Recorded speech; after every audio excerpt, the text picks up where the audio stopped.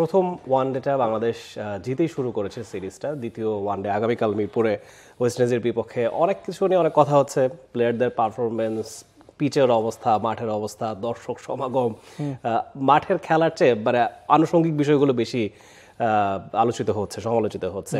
At the end of the day Bangladesh ম্যাচটা জিতে শুরু করেছে। এখন ওয়ার্ল্ড কাপে সরাসরি খেলতে হলে জয় ছাড়া আসলে আপনার কোনো বিকল্প নেই। তো সেই জায়গায় কাজের কাজটা ঠিকঠাক করেছে, তারপরেও আমাদের স্যাটিসফ্যাকশন কাজ করছে না। আমরা তাও অনেক যদি কিন্তু বা এই যে বিশ্বকাপের যে মূল প্রিপারেশন, সেটা তো এই ধরনের পিচে করা সম্ভব না বলে অনেকে বলছেন। আপনি কি বলবেন? আমি পুরোপুরি একমত যে এইভাবে এই ধরনের পিচে খেলে আপনি বিশ্বকাপের প্রস্তুতি নিতে পারবেন না। বিশ্বকাপ সেটা অস্ট্রেলিয়ায় হোক, নিউজিল্যান্ডে হোক, সাউথ আফ্রিকায় হোক, ওয়েস্ট ইন্ডিজে হোক, বাংলাদেশে হোক, ইন্ডিয়াতে হোক, যেখানে হোক, বিশ্বকাপে 206 রান করে সেটা ডিফেন্ড করা সম্ভব না। বিশ্বকাপে আপনার 270-80, 300-র ওপর রানের উইকেট হবে। সেই ধরনের উইকেটে খেলার মতো অভ্যস্ততা বাংলাদেশি ব্যাটসম্যানদের নাই। সে কারণে আমরা বড় মঞ্চে গিয়ে সবসময় আসলে খাই।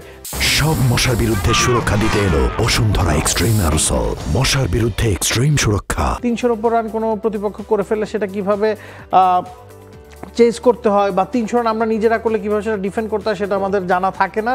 ওয়েস্ট ইন্ডিজে গিয়ে যখন আমরা 321 রান করে 4 ওভার 5 ওভার হাতে রেখে হেরেছি, তাসকিন তখন বলেছিলেন যে এত রান করার পরও সেটা কীভাবে ডিফেন্ড করতে হবে সেটা আমরা জানি না, কারণ এই ধরনের উইকেটে আমরা খেলে অভ্যস্ত না।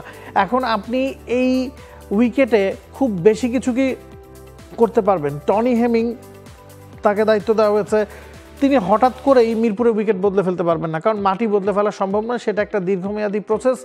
এবং এই যে কালো মাটির উইকেটে খেলা হচ্ছে, যেখানে একেবারেই গ্রাস নাই, গ্রাস বলতে মিরপুরে যেটা করা হয় কাটা ঘাস বিছিয়ে দেওয়া হয়, যেটা একটা ধোকা, যেটা চোখে দেখতে গ্রাস মনে হলো, সেটাতে আসলে পেসাররা খুব বেশি সহযোগিতা পান। এবং এই ধরনের উইকেটে খেললে আপনি কখনোই ব্যাটসম্যানদেরকে প্রপার আত্মবিশ্বাস নিয়ে একটা বড় টুর্নামেন্ট খেলতে পাঠাতে পারবেন না। এখন আপনি যদি ম্যাচ না জিতেন, আপনি সরাসরি বিশ্বকাপ খেলতে পারবেন না। আপনাকে বাছাই পর্ব খেলতে হবে। আপনি বাছাই পর্বে বাদ পড়তে পারেন, আবার বাছাই পর্ব উতরেও যেতে পারেন। এখন আপনাকে ডিসাইড করতে হবে যে আপনি কোন ধরনের উইকেটে খেলতে চান। আপনি কি বিশ্বকাপ বা বড় মঞ্চের জন্য প্রস্তুতি নিতে চান? সেক্ষেত্রে আপনি ওই ঝুঁকিটা নেবেন যে বাছাই পর্বে আমরা খেলবো, বাছাই পর্ব আমরা উতরে যাব এবং অতদিনে আমরা যে 20-25টা ম্যাচ খেলতে পারবো, সেখানে আমাদের ব্যাটসম্যানদের 300 রান করার অভ্যস্ততা গড়ে উঠবে। নাকি আমি এই ধরনের উইকেটে খেলে, ঘরের মাঠেই তো বেশিরভাগ সিরিজ, উইকেটে খেলে বিশ্বকাপে সরাসরি জায়গা নিশ্চিত করতে চাই। It depends. এটার উত্তর আপনি একরকম দিতে পারেন, আমি একরকম দিতে পারি, কোনোটাই ভুল হবে তা কিন্তু না।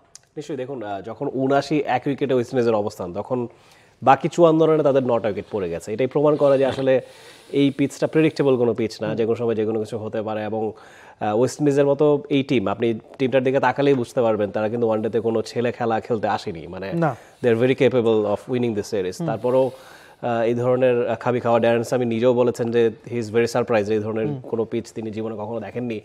তবে যেটা বলছিলেন যে এই মুহূর্তে জয়টা জরুরি, কিন্তু চাইলে ব্যালেন্সটা করা যেত। আমার কাছে মনে হয় যে আপনি মোটামুটি একটা ট্রু উইকেটের কাছাকাছি তৈরি করেও আপনি জিততে পারতেন। মানে আপনি নিজেদের প্রতি আপনার কনফিডেন্স থাকাটা খুব জরুরি। হ্যাঁ, 12 ম্যাচের মাত্র 2টো হয়তো আমরা ওডিআইতে জিতছি, তবুও আমরা ট্রু উইকেটে কি আমরা ওয়েস্ট ইন্ডিজকে হারাইনি? ওয়েস্ট ইন্ডিজের মাটিতে আমরা ওয়েস্ট ইন্ডিজকে হারিয়েছি, টি-20 সিরিজে হারিয়েছি, ওয়ার্ল্ড কাপে 2019-এ হারিয়েছি। তো এই টিমটার প্রতিও আসলে আমরা হয়তো ইন্ডাস্ট্রেস করছি। মানে যারা খেলছেন, রিশাদ হয়তো 6টা উইকেট পেয়েছেন, আমি জানি না উনি খুব একটা আত্মতুষ্টিতে ভুগছেন কিনা 6টা উইকেট পেয়েও, কারণ হয়তো বা ওয়ার্ল্ড কাপে বা যে কোনো বড় মঞ্চে হয়তো সিনারিও এরকম নাও হতে পারে। আমরা প্রথম ম্যাচের কথা যেহেতু বলছিলাম, আপনার কাছে কি মনে হয় যে প্রথম ম্যাচে টস জিতেছে ওয়েস্ট ইন্ডিজ, তারা যে ফিল্ডিংয়ের সিদ্ধান্ত বেছে নিয়েছে? কালো মাটির উইকেটের কথা বলছিলাম, যেটার মানে যেটা আপনাকে কী ধরনের সার্ভিস দেবে সেটা আমরা বুঝতে পারছিলাম না, সে কারণে হয়তো তারা ফিল্ডিংয়ের সিদ্ধান্ত বেছে নিয়েছে, সেটা বুমেরাং হয়েছে। এবং এই ধরনের উইকেটে পরে গিয়ে ব্যাটিং করাটা ডিফিকাল্ট। এবং আমরা জানি যে 1:30টার সময় ম্যাচ শুরু হচ্ছে, ডিউর প্রভাব পড়তে পড়তে তো 8টা-9টা বাজে। তার আগেই কিন্তু ম্যাচে ওয়েস্ট ইন্ডিজ অনেকখানি পিছিয়ে গিয়েছিল।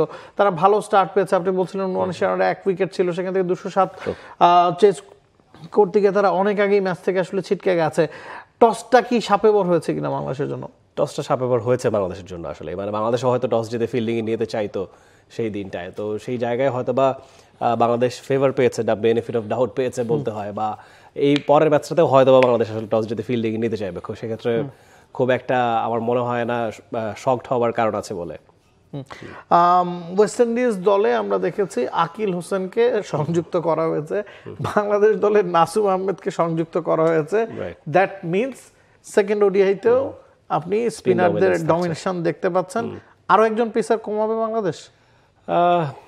টাফ টু সে, মানে আসলে বাংলাদেশ কিভাবে স্ট্রাকচার সামলাচ্ছে। আর এখন এই জমানায় এসে আপনি লোন পেসার নিয়ে খেলাবেন, মানে এটা আসলে অড লাগে দেখতে। এবং মুস্তাফিজকে তো আপনি স্পেশালিস্ট পেসার বলতে পারবেন, পেসার বলতে অনেকে তাকে ফাস্ট স্পিনারও বলে থাকে, ফাস্ট স্পিনারই বলা হয়। True, absolutely. তো সেই জায়গায় আমার মনে হয় একজন পেসার নিয়ে খেলাতে পারে যদি বাংলাদেশের কাছে জয়টাই মুখ্য হয়, যেটা এখন অবধি সিনারিও দেখে, পিচ দেখে বা টিমের কম্বিনেশন দেখে মনে হচ্ছে যে জয়টাই যেন তেন প্রকারের ম্যাচটা জিতলেই হলো, এরকম টেন্ডেন্সি বাংলাদেশ টিমটার আছে। ব্যাটিং অর্ডারে কোনো পরিবর্তন দেখেন কিনা?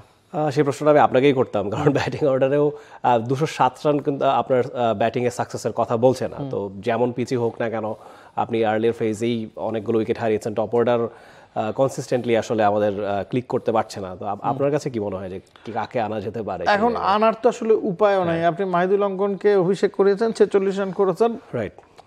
তাওহিদ 50 করেছেন।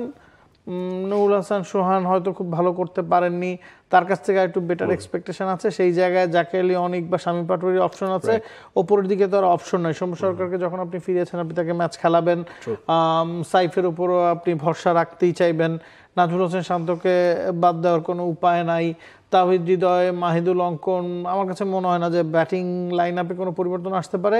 এখন মিরাজ আসলে কোন জায়গায় ব্যাটিং করবেন সেটা দেখা জরুরি। গেল ম্যাচে 6 নম্বরে ব্যাটিং করেছেন এবং আমার কাছে মনে হয় তাকে 7-এ ফিরে যাওয়া দরকার, কারণ মিরাজ যখন 5-এ ব্যাটিং করছেন তার কাছ থেকে আমরা 5 নম্বরের ব্যাটিংটা পাচ্ছি না। আবার 7 নম্বরে তিনি যেই রোলটা প্লে করতেন সেটাও কিন্তু কেউ করতে পারছেন না।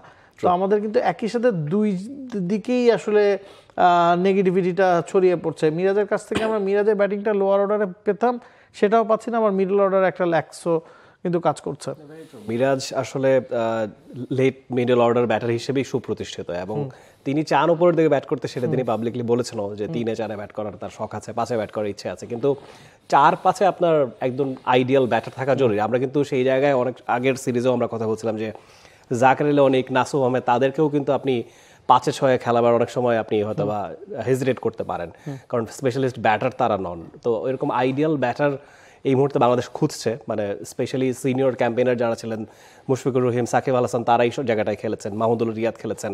তো 5-এর এই জায়গাটাই বাংলাদেশকে ভোগাবে কিনা আমার কাছে মনে হয় পার্সোনালি ওই জায়গায় তাহিদ হৃদয় যেহেতু খেলছেন, 4 নম্বরে অঙ্কন বা 5 নম্বরে অঙ্কন, 4 নম্বরে তাহিদ হৃদয়, 6 নম্বরে সোহানকে খেলানো উচিত।